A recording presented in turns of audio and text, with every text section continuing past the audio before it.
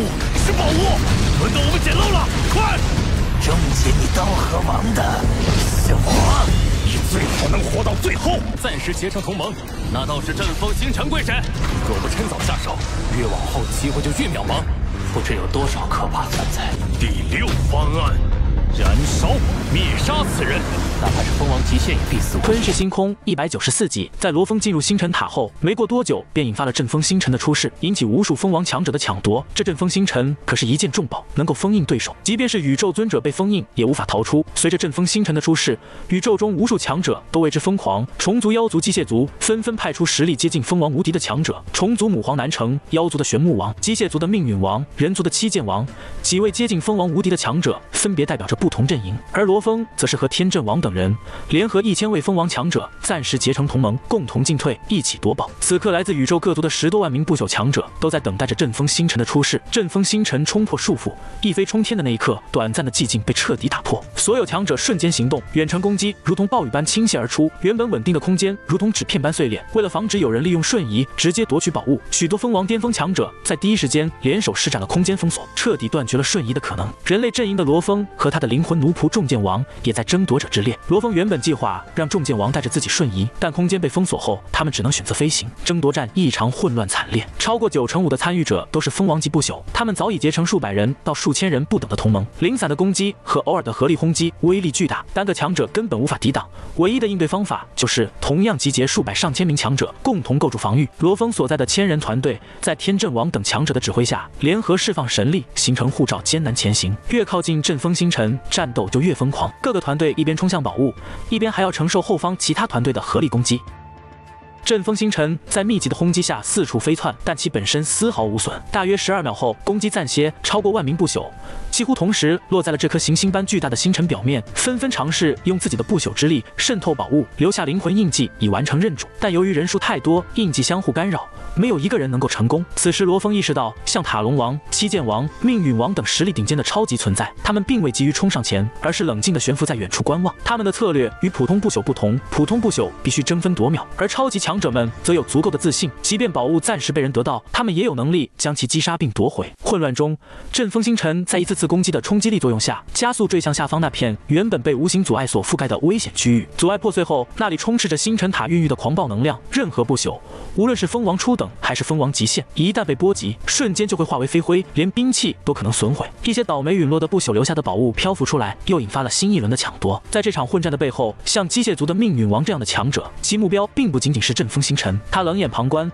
认为在通往星辰塔的万千出口出现之前，即使得到宝物也无法逃脱，只会成为众矢之的。他的首要刺杀目标其实是人类阵营的超级天才七剑王。在机械族的刺杀名单上，七剑王位列第3，而排名第1的正是那位销声匿迹的人类界主天才罗峰。机械族的情报系统对七剑王有深入的了解，知晓他拥有一套名为七剑的完整重宝。更关键的是，他们推测七剑王很可能获得了宇宙第一势力祖神教的某种强大传承。为了防止他未来成长为人类的顶尖战力，命运王决心在此地将其击杀。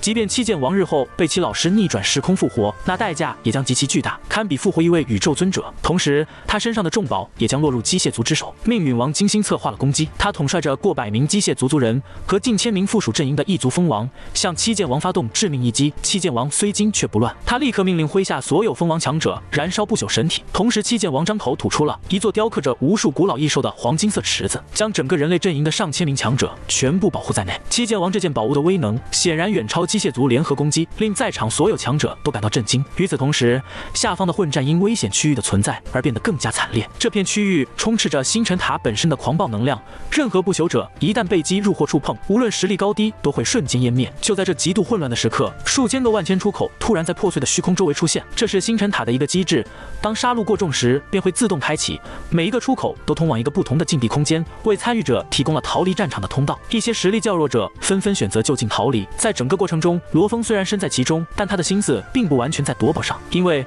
他内心始终被星辰塔对他本人的强烈召唤所困扰。他直觉地认为，这次阵风星辰的出世并非偶然，很可能与他感受到的召唤有关。罗峰利用是无语义的速度优势，带着灵魂奴仆重剑王采取游击战术，专门针对敌方队伍中较弱的蜂王巅峰强者。他们配合默契，迅速击杀了4名蜂王巅峰。但与此同时，罗峰小队的藏旗王不幸被轰入下方的危险区域，瞬间湮灭陨落。驱舞王也一度陷入3 3名蜂王极限的围攻险象环生。眼见形势危急，罗峰调整策略，命令防御强大的重剑王去支援区武王，自己则去帮助天阵王。在罗峰看来，天阵王处境最为危险。就在罗峰试图拖住被击飞的天阵王，防止其坠入危险区域时，异变陡生。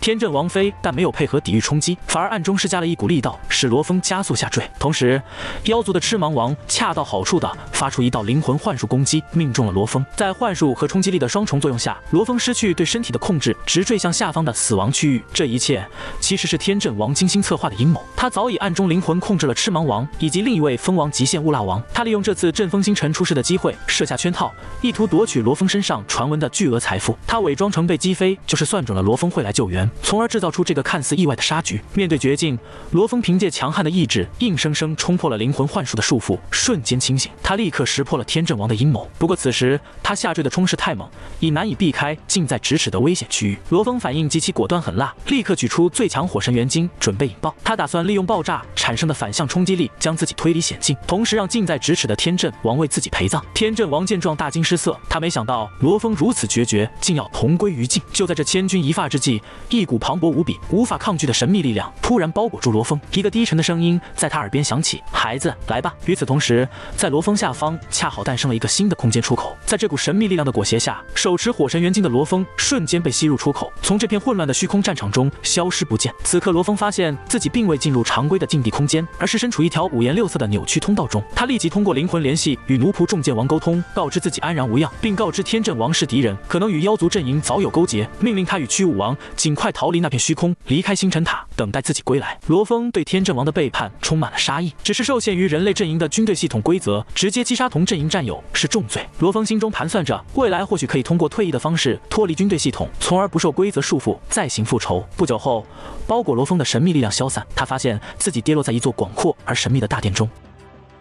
大殿内盘踞着一位气息无比古老强大的存在，他拥有蛇类的下半身和人类的上半身，其威压之强让罗峰感觉仿佛面对自己的老师混沌城主，推测对方很可能是宇宙之主级别的伟大存在。这位自称菩提的存在是星辰塔的看守者，也是罗峰的接引者。他告诉罗峰，自己并非星辰塔的创造者，而是创造者收下的第一个仆从，因岁月悠久且实力提升至宇宙之主，被老师开恩收为大弟子。菩提透露了惊人的信息：星辰塔的创造者门下仅有2位弟子，大弟子是菩提自己，二弟子是焰神族首领。而星辰塔的创造者耗费无数心力，真正培养的核心是焰神族和地球人这2脉。地球一脉在历史上曾有过2位候选者，但都失败了。